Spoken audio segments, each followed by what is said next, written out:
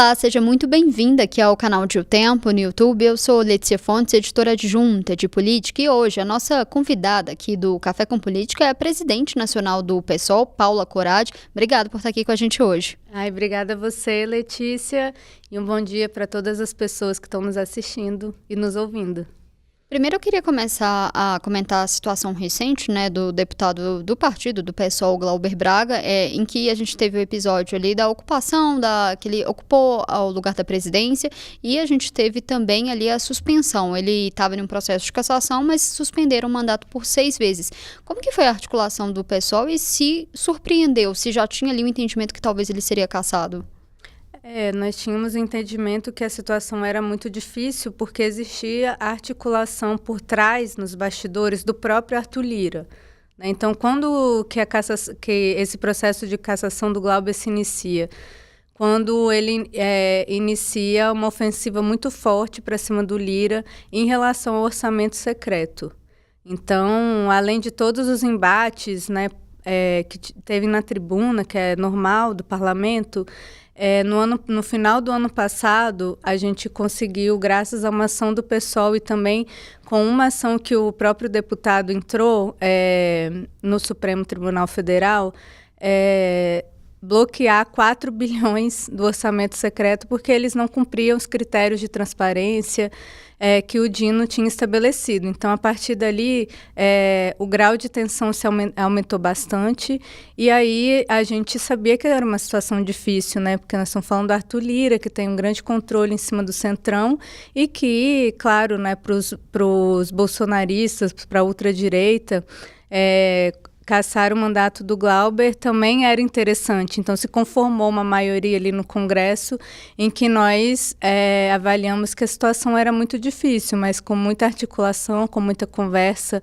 E se deu a quem mais essa articulação? Foi ali uma ajuda de quem? Qual fator especificamente que acha que a senhora avalia que mudou essa situação?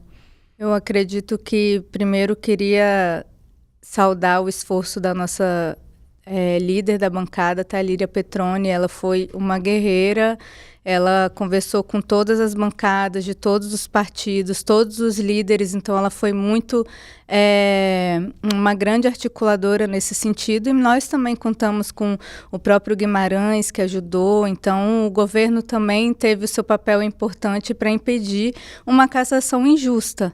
Porque se nós formos olhar o que aconteceu ontem, nós temos um deputado que tomou 6 meses de suspensão por algo ínfimo, que foi perder a cabeça e chutar um provocador reiterado. Então, assim, não era que era a primeira vez que atacou uma mãe doente. Essa pessoa que teve a mãe atacada, a mãe que faleceu 2 semanas depois dessa provocação, tomou 6 meses de suspensão. O Chiquinho Brazão sequer teve processo de cassação votado na Câmara. O Chiquinho Brazão, indiciado por ser o mandante do assassinato de Marielle. E ontem, a Câmara também livrou a Carla Zambelli, que é uma condenada da Justiça e está presa, foragida e presa. Então, eu acho que isso é o cenário da Câmara hoje, Eu acho que o que aconteceu ontem foi algo muito desproporcional e vergonhoso. E como que a senhora tem acompanhado também, avaliado ali a gestão do Hugo Mota, A gente também teve o episódio em que, como que avalia também até a sua avaliação, se critica ou não a posição do Glauber de sentar ali na cadeira da presidência? Eu acredito que o grande problema dessa postura do Hugo Mota é que ele, enquanto presidente da Câmara, não pode tomar 2 pesos e 2 medidas. Então, na hora os bolsonaristas ficaram mais de 30 horas, quase 2 dias, ocupando a mesa diretora, e eles não fizeram nada no sentido da postura agressiva que tiveram com o Glauber. Então, na condição de presidente da Câmara, ele não poderia ter tomado essa atitude. Ele não buscou ninguém para dialogar, ele não tentou conversar com ninguém, ele simplesmente não só usou a Polícia Legislativa para agredir deputados. Então, nós temos a deputada Célia Chacriabá, que inclusive é aqui de Minas, com o pé torcido, tamanha truculência. a Sâmia com várias escoriações, o próprio Glauber. E, além disso, né, o fato dele ter cortado a transmissão da TV Câmara foi um incidente gravíssimo, além das agressões à imprensa, né? Se a gente vive num regime democrático, eu acredito que é inaceitável esse tipo de postura. Mas a senhora avalia que foi um extremo também sentar na cadeira da presidência? Eu avalio que sim, mas eu avalio que se a gente tivesse condições de ter dialogado, a gente poderia ter tido uma saída pacífica para a situação. Só que a gente sequer teve a oportunidade de tentar qualquer tipo de diálogo, porque essa decisão do Glauber de sentar na mesa diretora durou 2 horas, entendeu? Foi algo assim, 2 horas depois que ele se sentou, a Polícia Legislativa já estava tirando ele, então também faltou diálogo, né? A gente poderia ter conversado e convencido e resolvido as coisas de forma pacífica. A senhora mencionou a situação do Arthur Lira, né, de ser uma retaliação ali no caso do Glauber. Perceberam alguma influência do Arthur Lira nesse processo agora também? Com certeza. Ontem nós recebemos a informação de que ele estava ligando, pressionando deputados para votarem pela cassação, e ele sofreu uma grande derrota, né? Não só ele quanto o Hugo Mota. E hoje vários jornais, né, noticiaram já a irritação do Arthur Lira em relação ao que aconteceu ontem. Mas, se o Lira está triste, a gente está feliz, né? E o pessoal pretende ali, como partido, tentar recorrer de alguma forma dessa decisão da suspensão do Glauber e também da postura ali do Hugo Mota? Em relação à suspensão do Glauber, não, porque nós também foi fruto de muita articulação, né? Então, ontem, na hora de se iniciar o processo de votação da cassação, a gente conseguiu articular e aprovar uma emenda, que seria a emenda para que a punição não fosse a indicada pela comissão de ética, mas que fosse por 6 meses de suspensão. Então, nesse sentido, nós assumimos o compromisso ali no plenário, a nossa bancada assumiu o compromisso de, inclusive, votar como votou, porque era fruto de uma articulação política que nós fizemos, de buscar salvar o mandato. Então, nesse sentido, não. Agora, em relação ao que aconteceu na terça-feira, da agressividade, alguns deputados, inclusive nossos deputados, como o Glauber, a Célia e a Sâmia, entraram na PGR pedindo medidas cabíveis, né, contra essa decisão. Mencionando, né, tomou uma grande repercussão, inclusive nacional, esse caso aí do Glauber Braga. Isso, na avaliação da senhora, pode, inclusive, ajudar o partido a se promover tendo viabilidade ali na mídia para poder mostrar o posicionamento do partido? Bem, eu acredito que o Glauber é um deputado muito combativo, é um deputado que orgulha a nossa bancada e, na verdade, eu acredito que foi muito importante o que nós conquistamos ontem, porque o PSOL, e assim como o campo progressista, tem sofrido muitas retaliações em várias câmaras, principalmente municipais, assembleias legislativas estaduais, né, muita truculência e muita ameaça de perda de mandatos. Então, hoje, por exemplo, nós temos o caso da professora Ângela, que está sofrendo um processo de cassação porque produziu material de redução de danos em relação ao uso de entorpecentes na Câmara de Curitiba. Então, é um motivo totalmente banal. Outro caso muito emblemático é o da Eliette Paraguaçu, ali na Câmara de Salvador, em que também o nosso vereador Hamilton também sofreu o processo dentro da comissão de ética. Temos, para falar não só do PSOL, a Brisa, em Natal, no Rio Grande do Norte. Então, nós enxergamos esses movimentos de buscar caçar em mandatos por motivos muito banais, tem a ver com uma articulação e uma tentativa de intimidação, tendo o PSOL como um dos partidos mais atacados por conta da nossa postura de muita combatividade, né? Então nós não estamos falando de pessoas condenadas, de pessoas que já estão inelegíveis e que a justiça já decidiu sobre o destino delas. Nós estamos falando de motivos totalmente políticos e que tentam calar a voz do PSOL, assim como de outros partidos do nosso campo. Falando agora sobre eleições, né, de 2026, quais são os planos do PSOL para se fortalecer e conseguir ser um partido que vai conseguir sobreviver à cláusula de barreira? Bem, nós estamos, até o final desse ano, nós já estamos em diálogo com a rede para consolidar a nossa federação, né, a renovação da nossa federação, que está indo muito bem. E a tendência maior é que nós renovemos a federação. Esse é o desejo do PSOL e acredito que é o desejo da rede também. A gente vê muitos partidos criticando esse modelo de federação, muitos não dando certo, alguns desfazendo. Qual que é a sua avaliação da federação? Se teve essa experiência positiva ou negativa? Não, a nossa experiência é muito positiva, por isso que existe essa grande tendência de renovação hoje, né? Eu acho que vai dar certo a nossa federação, como já deu, né? Ela já deu certo, e a gente, além da renovar a federação, nós também temos trabalhado bastante nas montagens das chapas federais, estaduais, e nós queremos também não só pensar no legislativo, mas também nos cargos do Senado, né? Que aí no legislativo, que eu digo das câmaras, né, estaduais e federal, mas também no Senado. Então aqui em Minas nós queremos reeleger a Célia Chacriabá, queremos reeleger a nossa bancada de deputadas e deputados estaduais, né, que é composto pela rede, pelo PSOL, e nós estamos montando uma chapa bem forte para concorrer e ampliar a nossa chapa de deputado federal. Nós vamos ter a Bela Gonçalves, que provavelmente vai se lançar também a deputada federal, e nós temos a Áurea Carolina como nossa pré-candidata ao Senado, que é uma figura muito importante, de muita relevância e que nos enche de orgulho tê-la na nossa chapa. Falando dessas estratégias, né, para 2026, o Boulos conseguiu ter uma candidatura competitiva, né, em São Paulo. Agora ele entrou para o Ministério do Lula, consegue ali ter uma posição de destaque e dar mais visibilidade para ele. E hoje ele é uma das principais lideranças do partido. Quais são os planos eleitorais para poder utilizar o potencial de votos dele?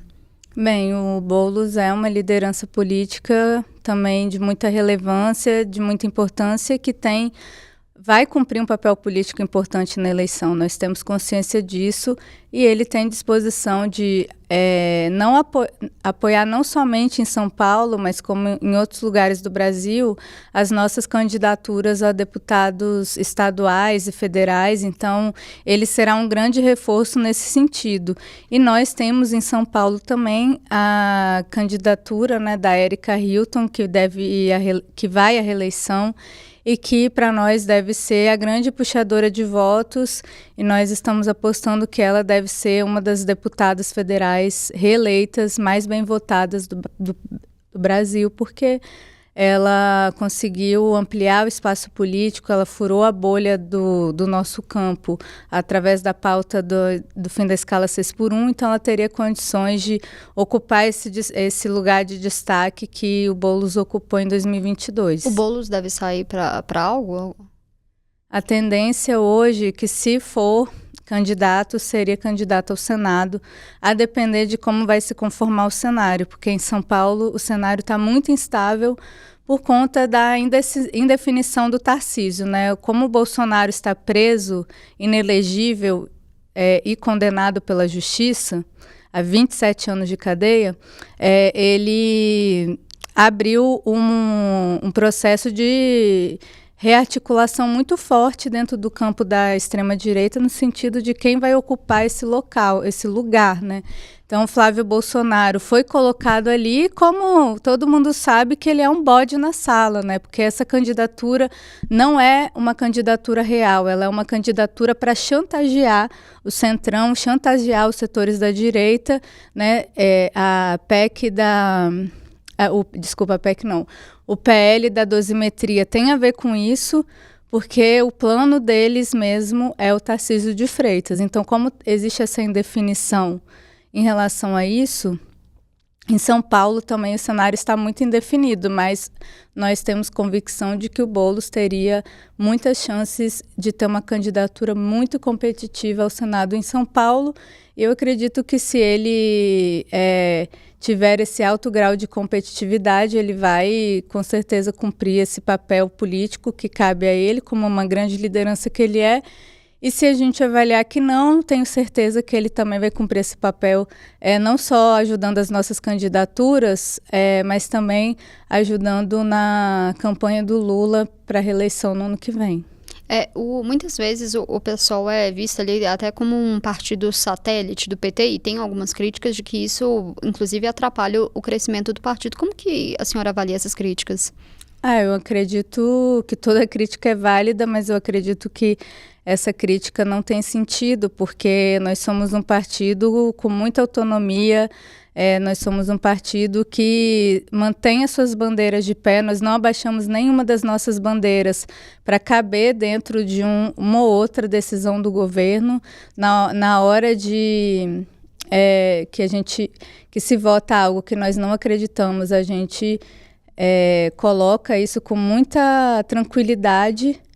E nós somos um partido que hoje é o partido do fim da escala 6x1, é um partido que pautou a política no Brasil, é o partido que impulsionou as manifestações do dia 21 de setembro contra a PEC da blindagem. Então, nós temos tido um protagonismo muito grande na política nacional, mesmo estando ali aliados ao governo Lula, ao presidente Lula. A gente acha que esse é o papel do PSOL agora, porque existe um risco da extrema-direita, que tem força social, que é uma força social relevante, e que nós acreditamos que hoje existe no Brasil a disputa de dois grandes projetos, um voltado ao autoritarismo e ao golpismo, e outro que é o caminho da justiça social, o caminho da democracia, e nós estaremos ao lado de quem defende essas agendas. A senhora já mencionou um pouco dos planos do partido para o próximo ano, mas falando aqui especificamente do caso de Minas Gerais, como que a senhora tem acompanhado a atuação das lideranças, né? A senhora mencionou a questão da Áurea, mas planos ali para governo do estado, porque a gente tem alguns nomes aqui em Minas Gerais colocados. Não tem um pessoal pretende estar junto com quem, né, no governo do estado?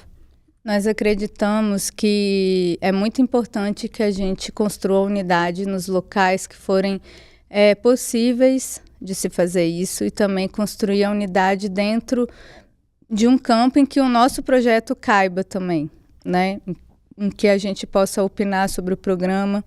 Então, a nossa tendência aqui em Minas é buscar construir a unidade, mas aqui também o cenário está muito indefinido. Então, nós não decidimos ainda os nossos rumos, porque tem muita água para rolar, né? Mas dos nomes, né? O presidente Lula já falou que gostaria de ver o senador Rodrigo Pacheco, mas que até então o que parece é que não deve disputar. A gente tem o ex-prefeito de Belo Horizonte, Alexandre Calil, a gente viu algumas conversas dele com o presidente nacional do PT. Dentre esses nomes, tem algum que é favorito? Consegue mais ali ter um apelo junto ao PSOL? Ou o PSOL já está conversando com alguns? Bem, a gente está esperando o cenário se definir melhor para a nossa direção estadual fazer os debates necessários e tomar uma posição, né? Então... Mas lançar um nome, o PSOL não está no horizonte para o governo do estado? Agora, eu acredito que a direção estadual, na sua última resolução, lançou a Áurea, né, como nossa pré-candidata ao Senado, mas em relação ao governo, em um cenário de tantas indefinições, nós também estamos olhando não como agentes passivos, né, mas como ativos desse processo para construir as melhores condições para que a esquerda volte a governar Minas Gerais, né?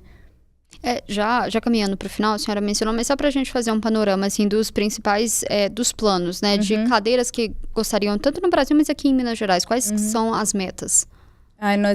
Para nós seria importante ampliar nossa bancada de deputadas estaduais, então a Isa, nossa vereadora, deve vir para a estadual, também estamos trabalhando para que a Júlia Santos também venha, assim como para a nossa bancada federal, a gente tem uma deputada, nosso plano é que nossa meta é que a gente eleja 2, e aí com a candidatura da Célia e da Bela Gonçalves também. Então, são candidaturas muito competitivas. Então, a gente acha que é possível que a gente atinja nosso objetivo. Só uma última pergunta, né? Nos bastidores, logo quando saiu a possibilidade da Bela sair para a federal, se falou talvez de um mal-estar ali entre a Célia e a deputada Bela por talvez dividir votos e não conseguir fazer 2 cadeiras. Tem essa preocupação dentro do PSOL?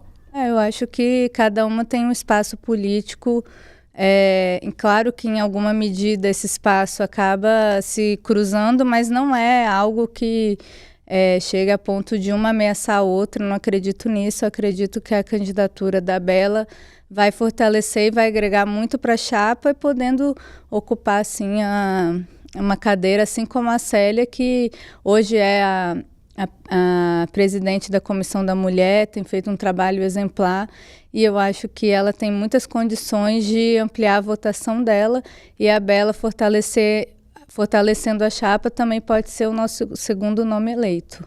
Queria agradecer a presença da senhora aqui hoje, sempre muito bem-vinda, também voltar outras vezes. Muito obrigada, Letícia. A gente fica por aqui, mas você acompanha esses e outros conteúdos aqui no canal de O Tempo, no YouTube e também no portal otempo.com.br. Até mais!